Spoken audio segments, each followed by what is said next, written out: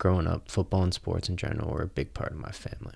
I've been playing football for as long as I can remember, and I've always been able to fall back on it until I couldn't. My senior year in high school, I tore my ACL and found my way back to football through unexpected texts about an opportunity to come play football in England. Having a good support system around you and people that love you really goes a long way, and finding people that are going to be there for you in your life when the going gets tough is the most important. I've also realized that one moment, one interaction, one conversation, one just leap of faith can change lives forever. In my sophomore year of high school, my brother introduced me to a couple he met at a country club he worked at, and they gave me a 365-day devotional called Jesus Calling that I now read every day.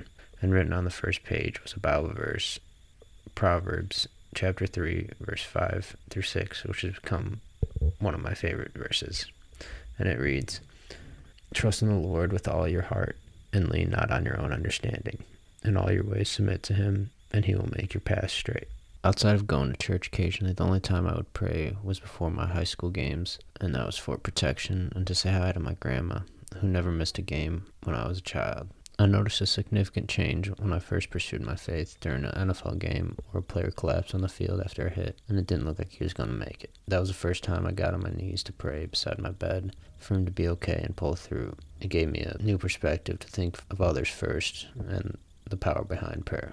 My high school football coach used to say right before we'd go out on the field, "What you give is gone, what you hold back is lost forever." And that's stuck with me ever since. I try to hold that true to each game that I go into. Letting go of the past has been hard for me to do, but has been the most beneficial when I'm able to learn from my mistakes, not keep dwelling on the past, and be excited about what's in front of me, and ultimately just live in the moment and appreciate each second. Some other things that I'm starting to live by are doing what is right and not what is convenient at that present time or moment, whether that's just helping someone, just going out of your way to just do the right thing, leaving every place that you go better than you found it. In Romans chapter 8, verse 18, the Apostle Paul writes, "I consider that our present sufferings are not worth comparing with the glory that will be revealed to us." And that helps me just in knowing that it's not always going to be easy in this life, but if you're able to stand firm in adversity and withstand the trials and everything that this life throws at you, that there's going to be something beautiful and rewarding on the other side.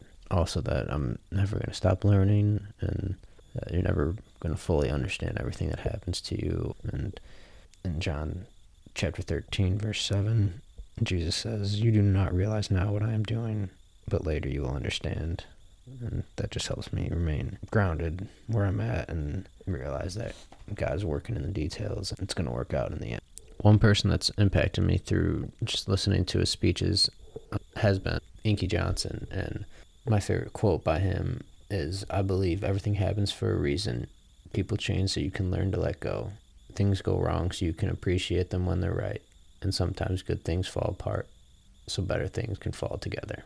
And this quote just really resonated with me, and just realizing that your present situation isn't always the ultimate destination in your life, and that things do get better, and then sometimes they have to get worse before they do get better. And since coming back to football, I've learned to truly appreciate the opportunity that I have to play this game, being present in each moment that I get, play the game that I love, and just being able to glorify God through it. My faith has really helped me in this new journey that God has put me on out here in England, and whether it's through people on the team or I've been able to meet people through churches, seeing how strong people's faith are out here, and has encouraged me and allowed me to grow in my faith as well. It's truly been a blessing.